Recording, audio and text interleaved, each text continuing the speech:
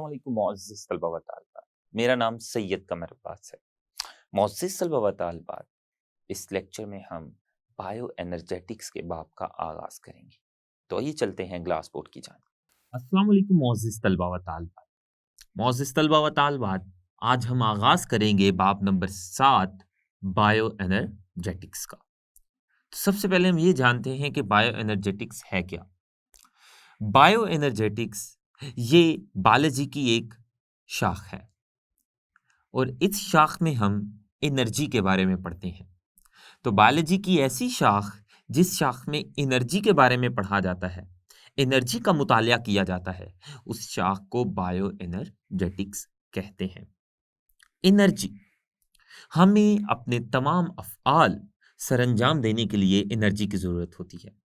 ना सिर्फ हमें, जानवरों को, पौधों को, माइक्रो ऑर्गेनिजम्स को, इस दुनिया में जितने भी जानदार मौजूद हैं, तमाम जानदारों को अपने अफ़आल सरअंजाम देने के लिए, अपने काम करने के लिए एनर्जी की ज़रूरत होती है। एनर्जी के बगैर ज़िंदगी का कोई वजूद ही नहीं है।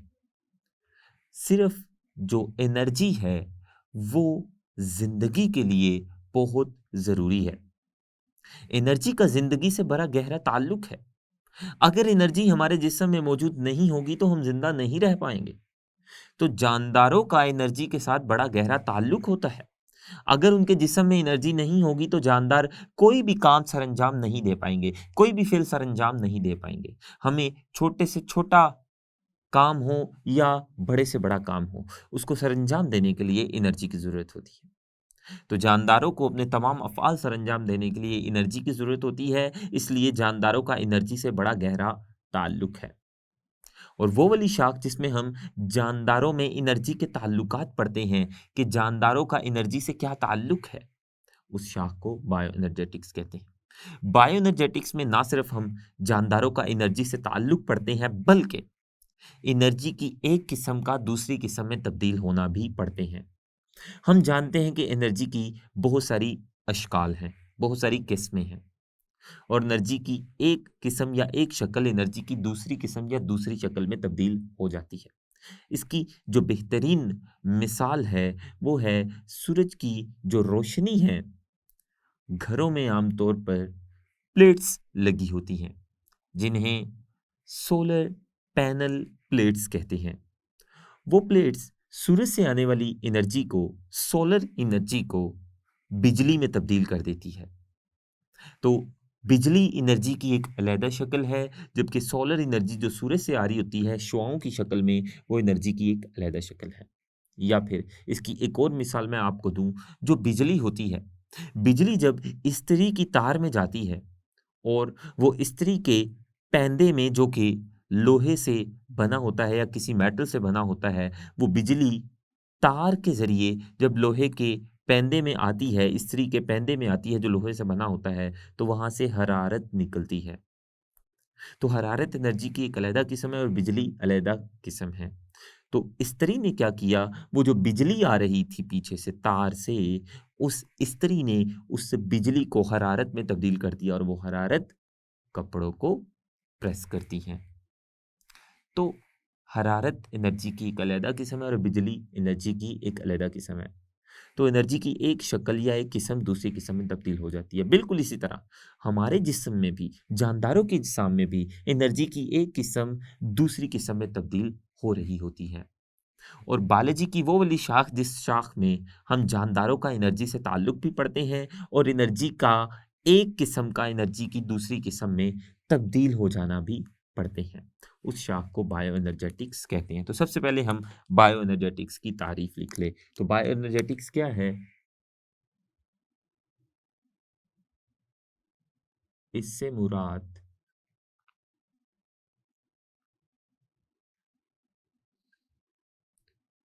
जानदारों में एनर्जी के ताल्लुकात और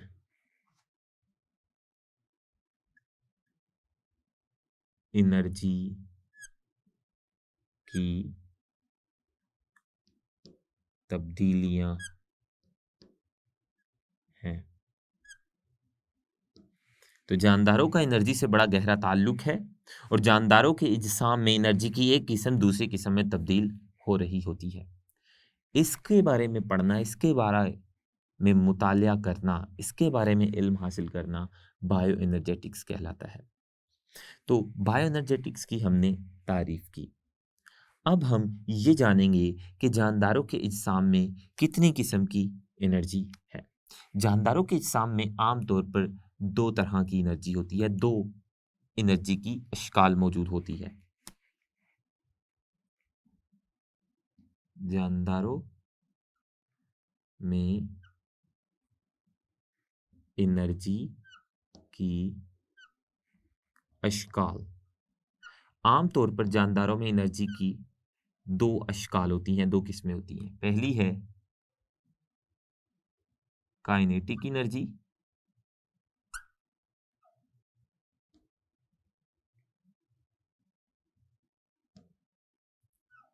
दूसरी है पोटेंशियल एनर्जी।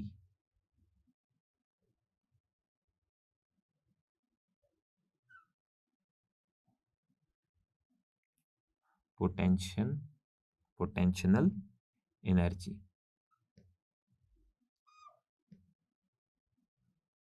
तो ये जानदारों में एनर्जी की दो अशकाल है।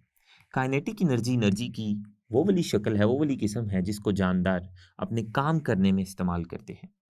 तो जानदार जो एनर्जी अपने काम करने के लिए इस्तेमाल करते हैं उस एनर्जी को काइनेटिक एनर्जी कहते हैं। जबकि पोटेंशियल एनर्जी ऐसी एनर्जी होती है जो जानदार के जिस्म में मुस्तकबिल के इस्तेमाल के लिए ज़ख़ीरा होती है। ऐसी एनर्जी को पोटेंशियल एनर्जी कहते हैं। तो पहले हम काइनेटिक एनर्जी की तारीफ लिख लेते हैं। ये एनर्जी जानदार अपने काम सरंजाम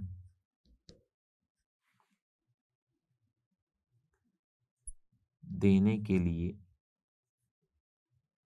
इस्तेमाल करते हैं।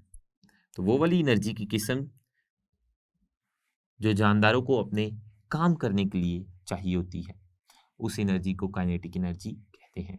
जबकि पोटेंशियल एनर्जी ऐसी एनर्जी होती है जो जानदार के जिस्म में मुस्तकबिल के इस्तेमाल के लिए ज़ख़ीरा होती है।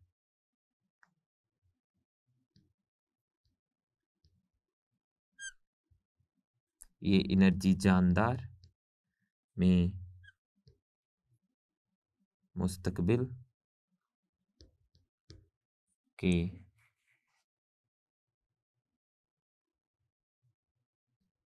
इस्तेमाल के लिए ज़ख़ीरा होती है, उस एनर्जी को पोटेंशियल एनर्जी कहते हैं। अब ये जो एनर्जी की दो इकसाम है, दो इश्काल है, ये एक दूसरे में तब्दील होती रहती हैं। ये जो पोटेंशियल एनर्जी होती है ये खुराक के बॉन्ड्स में ज़ख़ीरा होती है। जो बॉन्ड्स होते हैं खुराक में मुख्तलिफ एटम्स के दरमियान, बिलखसूस कार्बन और हाइड्रोजन एटम्स के दरमियान जो बॉन्ड्स होते हैं उन बॉन्ड्स में ये पोटेंशियल एनर्जी ज़ख़ीरा हुई होती है। जब खुराक के मादे टूटते हैं तो खुराक के मादे में पाए जाने वाले वो वाले बॉन्ड्स जिनमें ये वाली एनर्जी ज़ख़ीरा होती है वो भी टूटते हैं और उनसे एनर्जी निकलती है और वो जो एनर्जी निकलती है वो काइनेटिक एनर्जी की शक्ल में हम अपने मुख्तलिफ काम करने के लिए इस्तेमाल करते हैं।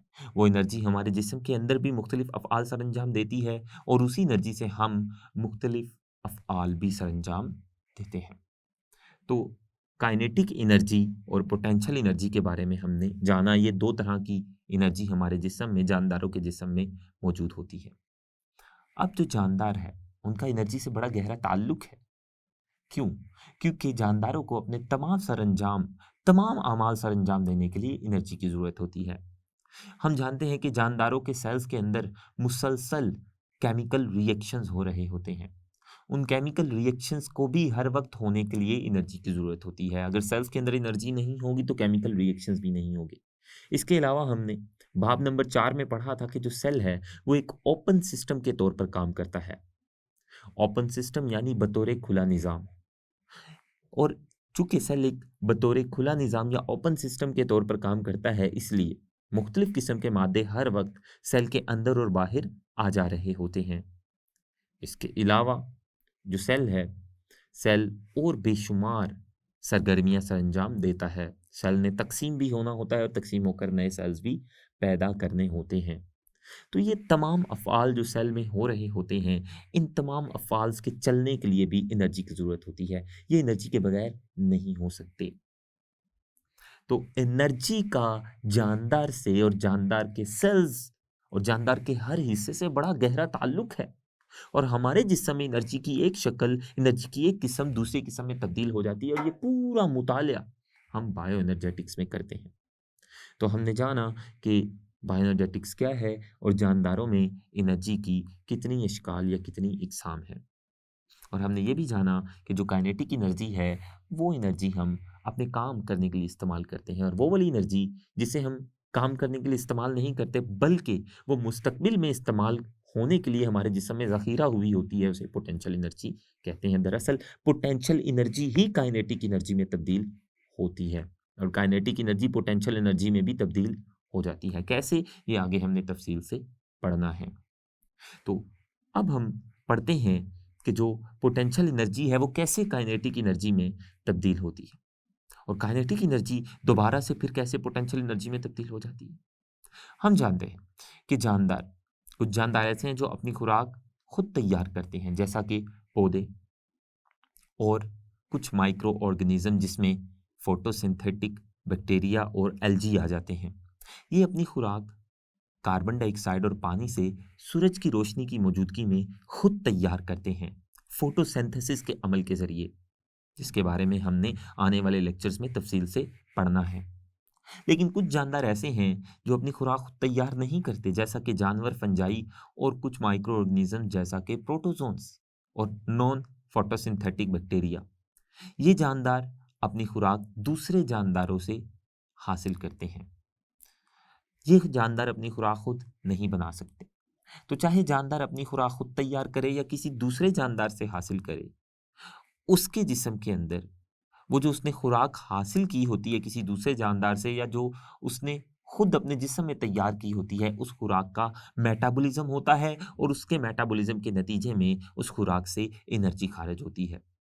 और वो जो एनर्जी खारिज होती है, उसी एनर्जी से जानदार अपने तमाम अफ़आल सरअंजाम देता है, जो खुराक के टूटने से निकलती है। तो आइए जानते हैं कैसे। तो एनर्जी का खर्च कहाँ पर होगा? लाइट एनर्जी उस एनर्जी को कहते हैं जो सूरज से आ रही होती है रोशनी की शक्ल में।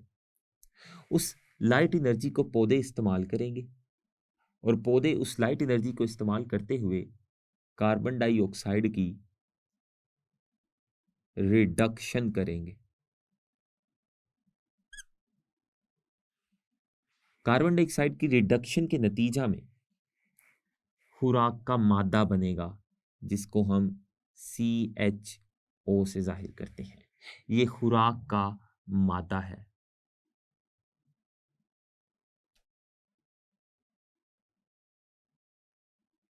खुराक का मादा।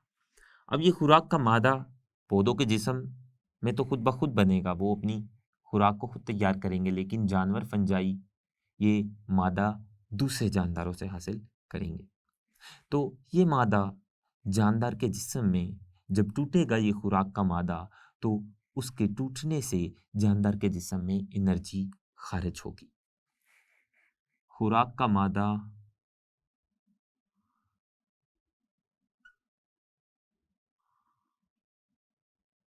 टूटेगा, यानी इसकी ऑक्सीडेशन होगी, और ऑक्सीडेशन से, खुराक के मादे के टूटने से, ऑक्सीडेशन से एनर्जी का इखराज होगा। एनर्जी का इखराज। अब ये जो एनर्जी खुराक के मादे के टूटने या ऑक्सीडेशन से जो एनर्जी निकलेगी, उसमें से कुछ जो एनर्जी है उसको ATP में ज़ख़ीरा कर लिया जाएगा। खुराक के मादे में जो एनर्जी ज़ख़ीरा थी, जो उसके टूटने से निकली, दरअसल वो पोटेंशियल एनर्जी ही थी। पोटेंशियल एनर्जी बॉन्ड्स में ज़ख़ीरा होती है, केमिकल बॉन्ड्स में। और केमिकल बॉन्ड्स ऐसी ताकतें होती हैं जो एटम्स को आपस में जोड़े रखती हैं। ये जो हमने खुराक का मादा बनाया है, इसमें भी आप बॉन्ड्स देख सकते हैं। ये जो कार्बन और हाइड्रोजन के दरमियान बॉन्ड है, इस बॉन्ड में एनर्जी ज़ख़ीरा है, दरअसल वो पोटेंशियल एनर्जी ही है।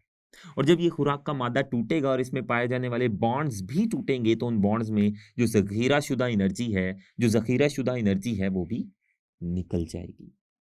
और उस एनर्जी का जो इखराज होगा, उस एनर्जी से हम अपने मुख्तलिफ काम करेंगे और उस एनर्जी को काइनेटिक एनर्जी कहेंगे।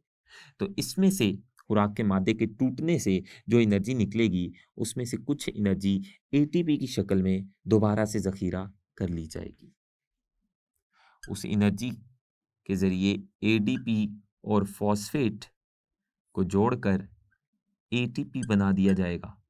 और कुछ एनर्जी वो जो खुराक के मादे के टूटने से निकली थी, कुछ एनर्जी इसमें दोबारा से ज़ख़ीरा कर ली जाएगी पोटेंशियल एनर्जी की शक्ल में।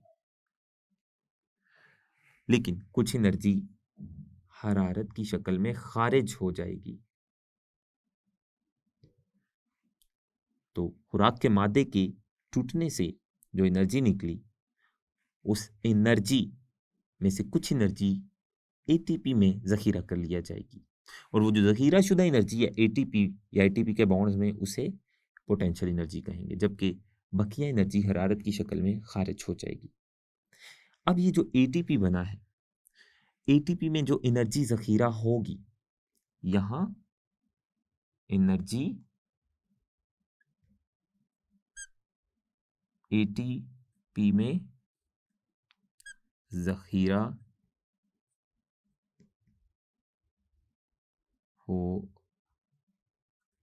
जाएगी। अब ये जो एनर्जी एटीपी में ज़ख़ीरा है, ये एनर्जी जब एटीपी टूटेगा, एटीपी ये जो बना है, जब ये टूटेगा तो इसमें ज़ख़ीरा शुदा एनर्जी एटीपी से निकलेगी। और वो जो एटीपी से निकलने वाली एनर्जी है, वो एनर्जी हमारे जिस्म में मुख्तलिफ अफ़आल सरअंजाम देगी। तो जब एटीपी टूटेगा, तो एटीपी में जो ज़ख़ीरा शुदा एनर्जी है, वो एटीपी से निकल जाएगी।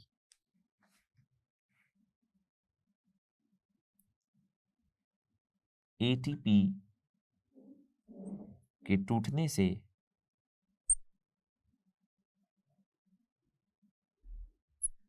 एनर्जी की मुंतकली या इखराज या मुंतकली वाक़या होगी।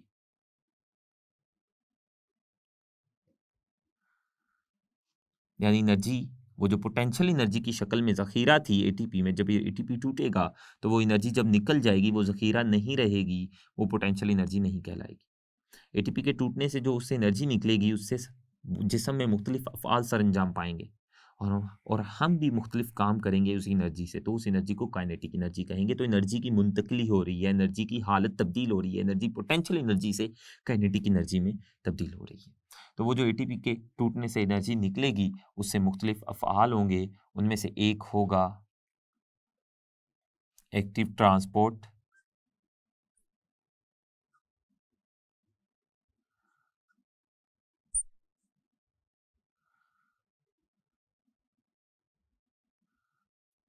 इसके अलावा एटीपी के टूटने से जो एनर्जी निकलती है, उसमें से कुछ एनर्जी हरारत में भी तब्दील हो जाती है। इसके अलावा एटीपी के टूटने से जो एनर्जी निकलेगी, और वो क्या करेगी, और वो सरगर्मियाँ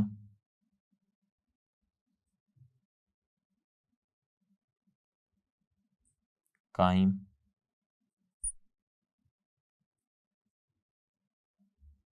रखने का अमल सरअंजाम देंगी।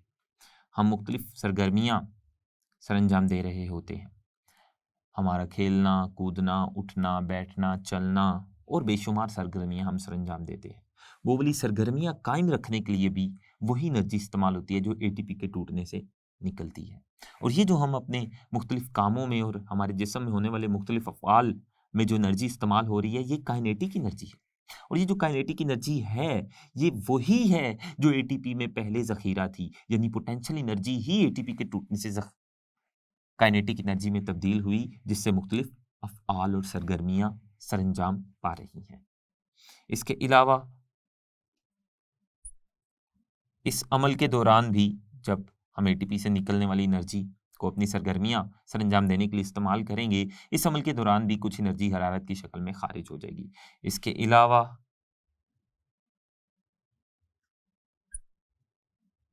केमिकल्स की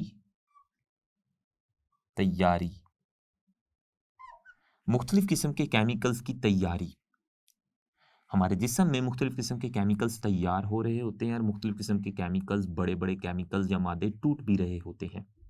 तो ये जो हमारे जिस्म में मुख्तलिफ केमिकल्स तैयार हो रहे होते हैं या मादे टूट रहे होते हैं, इन आमाल में भी एनर्जी का इस्तेमाल होता है और ये वही एनर्जी होती है जो एटीपी के टूटने से निकलती है।